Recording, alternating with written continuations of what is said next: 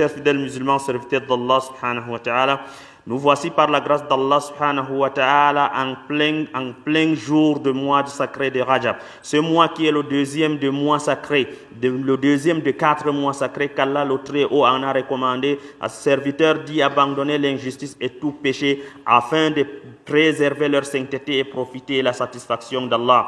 Allah a dit dans Surah At-Tawbah, sachez aussi que depuis le jour où Allah a créé les cieux et la terre, il a décrété que les mois de l'année sont au nombre de 12, dont 4 sont sacrés conformément à la bonne religion. Ne vous faites pas de tort à vous-même durant ce mois sacré. Ne vous faites pas de tort à vous-même durant ce mois sacré, durant ce 4 mois sacrés. Dans ce verset, chers frères, Allah le Très-Haut nous fait comprendre que parmi les 12 mois que constitue l'année, il y en a 4 qui sont plus sacrés, dans lesquels commettre les péchés est plus grave et plus haïssable auprès de lui. Ces 4 mois sont à savoir Al-Muharram, le premier mois, Rajab, le mois en cours qui est dans le 7e mois, et Zulqa'dah, Zulhijjah, le 11e et le 12e mois du calendrier islamique. C'est pour vous avertir, chers frères, que vous vivez en ce jour, c'est une période sacrée, donc méfiez-vous plus que jamais de commettre les péchés, éloignez-vous de turpitude, abstenez-vous de l'injustice de tout genre et de toute catégorie.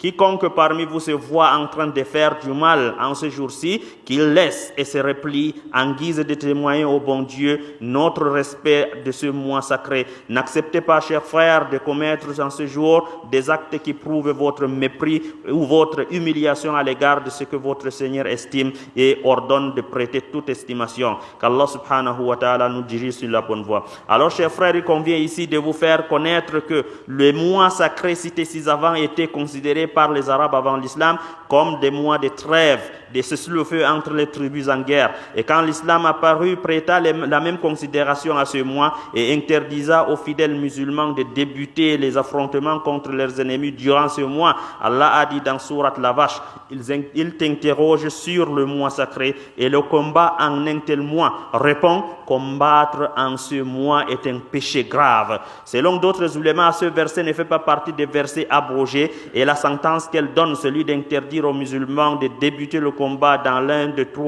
4 mois sacrés, reste applicable jusqu'à nos jours-ci. Et qu'en ce qui concerne les cultes, constatez que les gens le font.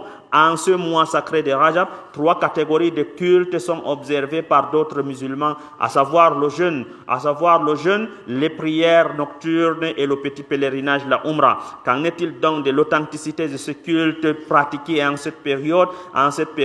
Est-il recommandé à un musulman de jeûner en ce mois de Rajab ou de faire la Umrah ou de prier certaines nuits en vue de recevoir une récompense particulière? En réalité, rien de cela n'est recommandé, ni le jeûne, ni les prières nocturnes, ni la Umrah. Et tout ce qui est rapporté sur ce sujet, des hadiths prophétiques, sont prouvés faux et non authentiques selon les ulémas, Imam Ibn al-Qayyim nous dit à ce propos, n'importe quel hadith rapporté sur le jeûne spécial ou la prière nocturne spéciale dans ce mois de Rajab est prouvé faux et mensonge.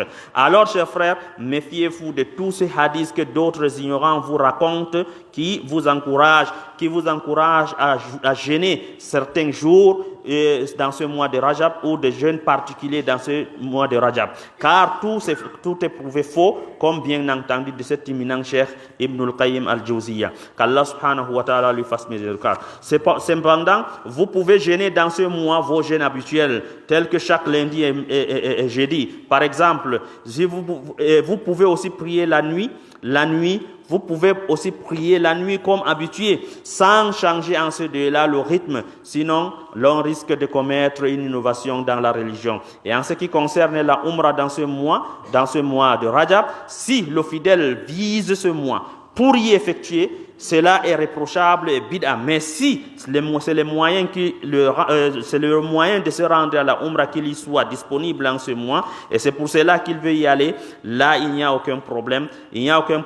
Car ce qui est bid'a, c'est de croire que le fait d'effectuer la Umrah dans ce mois de Rajab est plus méritoire que la Umrah dans d'autres mois, hormis le mois de Ramadan, puisque nous savons que l'envoyé d'Allah a dit, effectuer la Umrah pendant le Ramadan équivaut en récompense le fait de faire le pèlerinage pèlerinage en sa compagnie, qu'Allah subhanahu wa ta'ala nous guide sur le droit chemin, qu'Allah subhanahu wa ta'ala nous pardonne nos péchés et qu'il exauce nos prières. Louange exclusive à Allah, Seigneur, et nous qui